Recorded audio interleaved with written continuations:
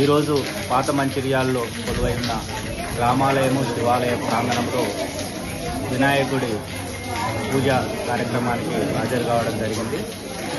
ముఖ్యంగా ప్రజలందరికీ విజ్ఞప్తి, వినాయకుడు విఘ్నాలను తొలగించేవాడు, బాధలను తొలగించేవాడు, ఆదిదేవుడు.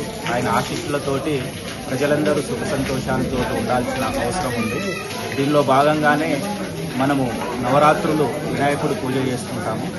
అయితే మనము ఆర్గనైజర్స్ కానీ పిల్లలు కానీ ఎవరైనా విగ్రహాన్ని ప్రతిష్ఠ చేసేటప్పుడు కానీ విగ్రహాన్ని ఊరేగింపులో కానీ విగ్రహ నిమజ్జన సమయంలో కానీ ప్రమాదాలు జరిగే అవకాశం ఉంది. ముఖ్యంగా కరెంటు ప్రమాదము, ఇంకా రోడ్ యాక్సిడెంట్స్ జరిగే ప్రమాదము, నీళ్ళల్లో మునిగిపోయే ప్రమాదము ఇట్లాంటివి ఉన్నాయి. కాబట్టి నిర్వాహకులు చాలా జాగ్రత్తలు తీసుకొని మనం విఘ్నాలను తొలగించే వినాయకుడి యొక్క పూజ చేస్తున్నాం. కానీ విఘ్నాలని మనకు, మన ఆర్గనైజర్స్కు, మన పిల్లలకు రాకుండా చూసుకోవాలంటే ముందు జాగ్రత్తలు తీసుకోవాలి.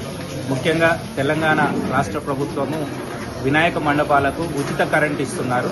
కాబట్టి ఈ అవకాశాన్ని వినియోగించుకోవాలి. ఇల్లీగల్గా ట్యాపింగ్ చేసి కొక్యాలు చేసి అట్లాంటివి చేస్తే ప్రమాదం జరిగే అవకాశం ఉంది. ఎందుకంటే మీరు పోలీసు దాంట్లో రిజిస్ట్రేషన్ చేసుకోవాలి. ఆ స్లిప్ వస్తే మీ లోకల్ లైన్ మ్యాన్కి చెప్పినట్లయితే